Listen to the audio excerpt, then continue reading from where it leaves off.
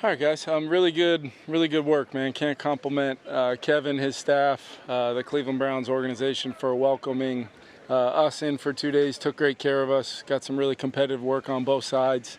Really, the exact intent was received. We didn't have, although it got competitive at times and heated at times, as it always does. Really good football players that know how to practice always go a long way in making these things go. And really happy with the work that we did have. I did want to update you guys just on the guys from yesterday, Addison, Thomas, and then Cashman. Blake Cashman did kind of sustain a finger injury somehow. Really happened early on in the practice and somehow played the whole rest of the way. He had a little procedure done. As soon as that kind of procedure stitches and things heal up, Blake will be good to go. Addison avoided a major injury, as I tried to tell some of you guys yesterday. He'll work through the rehab process. It is an ankle.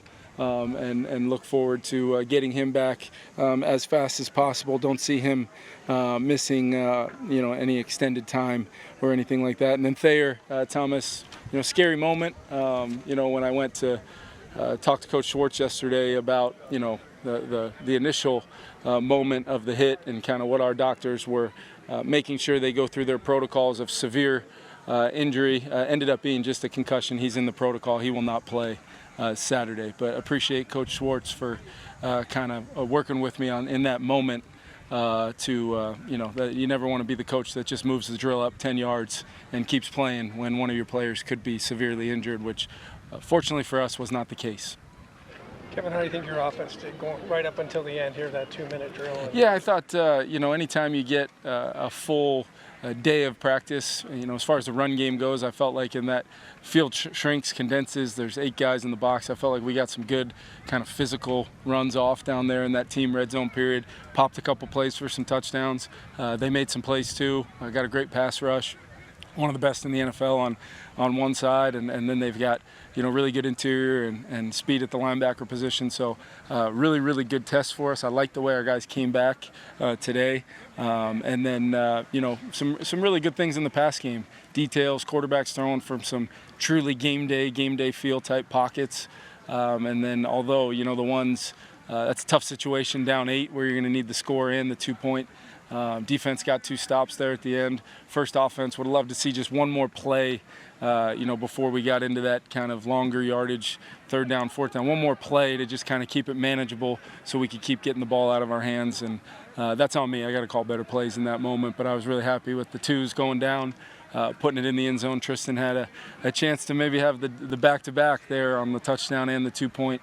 And I know Tristan will make that play when it comes time for Saturday to roll around. Kevin, what did you see from an offensive line standpoint just the last 2 days and how they looked against that? Yeah, it's a totally, to the blind eye, it just looks like football to everybody. But when you're playing this style of defense where there's no reading or reacting going on along the defensive line, there is one gap, penetrating fronts that really test your ability to be connected on your combinations. You got to be really good on the edges. I thought Josh Oliver was awesome, had a couple big-time blocks yesterday and then came back and did the same thing again today. And I thought our combinations were better. And I thought, just the day 1 to day 2 improvement, knowing we're going to play some defenses that come from kind of this tree, we're going to have to be ready to play penetrating fronts. And then when it gets into those known passing downs, to have a good protection plan.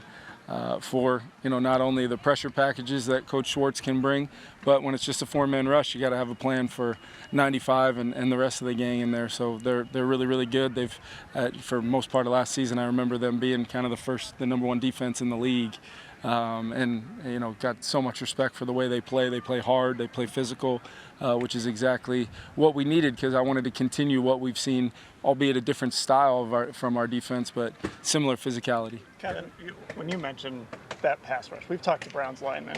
We talk about going against Myles Garrett every day, how hard that is to practice against him. So for you guys, what's that like going against Myles? Yeah, I mean, it's, every single snap he can wreck the game. And we've got a really good left tackle in Christian Darrisaw. I thought he had some great work against him in the one-on-one setting. took it over to the team setting. I think Myles got him a couple times, CD got him a couple times. That's normally how it goes with two really, really good players at their positions. But you can just see the way his movement skills, power, speed, he's got every aspect of rush. And then I don't think people talk about his instincts enough. Like, he understands through his experiences the types of tools that may be used against him to try to mitigate some of his impact. And he's ready for it and can play off of that well. And I think they do a good job because they've got experience with it as a staff, really building a rush plan to attack, things like where the slide's going, pressure, where they know exactly what's going to be dictated by having 95 over on that edge. Kevin, when do your starters play? We're going to go through that today. We wanted to see kind of what the rep counts looked like for guys. Maybe there's some guys competing, and we'll kind of determine that. But I know we got some really, really good work here, and we'll probably be smart with a good chunk of our guys, and then make a plan for next week as well. Looking at that, as each one of these games are their own opportunities, and we'll handle it smartly. Talk to Tyler, Flo, Hat, and Wes and myself will get together, and we'll put a plan together for Saturday. Anything going on with Gilmore, and how did you think the corners looked out here, and also Griffin? Yeah, you ready for the start of the season? I do. Shaq will, he'll be ready. It's kind of been a long, I know I haven't been incredibly detailed with that timeline, but that timeline has always been one where we thought the regular season would not be in question. I know he was doing some running on some side fields, and now it'll be about at what point we can acclimate him back into football and build up his reps. And then in regards to the corners, I thought, just as a whole, our defense, I'm over on the offense field most of the day, so when I get to watch the tape at night, I want to highlight those guys yesterday, and then I'm sure I'll be doing the same thing from the sounds of that day over there. Flo's always really, really good in the red zone. Got a great red zone plan, and obviously in 2 minute, that's pretty impressive to kind of do what they did there against a really good quarterback and offensive skill group. But as far as Gilmore too, just to not answer part of that question, the trifecta would just be had a great visit with him. Absolutely a guy that, like I said, we have such respect for, and Flo, having been with him before, we're going to continue to stay in contact, and hopefully at some point we can figure out exactly what that's going to look like, whether he's going to be here or not, so we can make a plan moving forward. But Kwesi and his group continue to pursue things to make us the best team we can, and I give him a ton of credit for that. Kevin, what did you think of the matchup of Justin Jefferson and MJ Emerson on the outside? Yeah, going back and forth. Yeah, I think Justin. Anytime Justin starts to drill out with 2 straight touchdowns to start the drill, the other side's going to hear about it. That's the same way in Egan. It's not just a Berea thing. So knowing that group, and you don't need a ton of experience at a joint practice to know once it starts like that, it's probably we're well on our way to a very eventful day. But like I said, a bunch of competitors. I think Emerson had some good plays today, and I think Justin's a guy that always brings out the best in the guys covering him, and the coverage plans for him and all those things. It was a really, really good couple days of work for Jets. We're going to count up the snaps, but it was significant for him, and he made it through pretty darn well. What do you think the biggest thing Sam Darnold got out of these 48 hours? Yeah, I think, playing against a different defense, we saw totally different coverage structures. It's not like we can really go in the meeting room and put a game plan together for these defenses. That's why a lot of times defenses tend to have some success, over the course of the 2 days. It's kind of how it normally works. It's the old adage, the defense in training camp normally looks pretty darn good early, and then you get a chance to kind of hold the marker and draw some stuff up.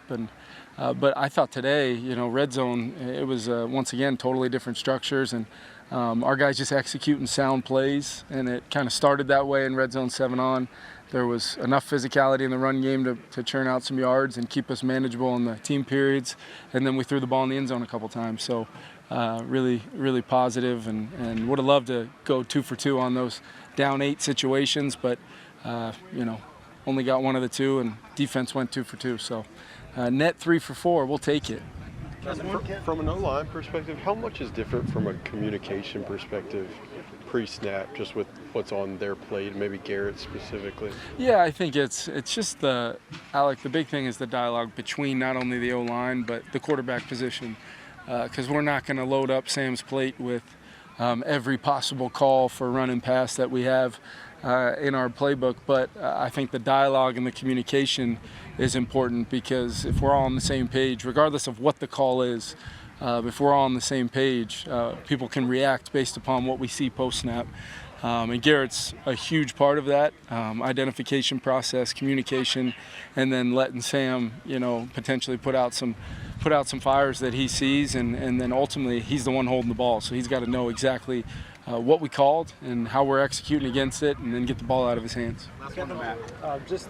With Jordan Addison not practicing today, I guess how did you see other receivers step up, and where does that stand with kind of those depth receiver battles? Yeah, I think it was once again over these 2 days a story of, guys. I think Trent had a big one down the sideline yesterday on kind of a man coverage look that BP kind of set him a nice little non-contact screen on, I would say.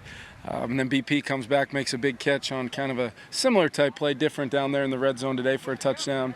And then Tristan obviously making some plays. Lucky continues to show up.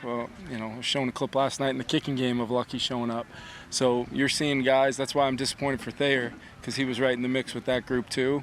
And then Jay Sean and Ty also. So our depth's being tested, because obviously you lose a starter and then a guy that had been working in with those twos. We feel good about the depth, and we'll see if we need to add anybody over the next couple weeks based upon keeping our guys fresh and being competitive. Thanks, everyone. Thanks, guys.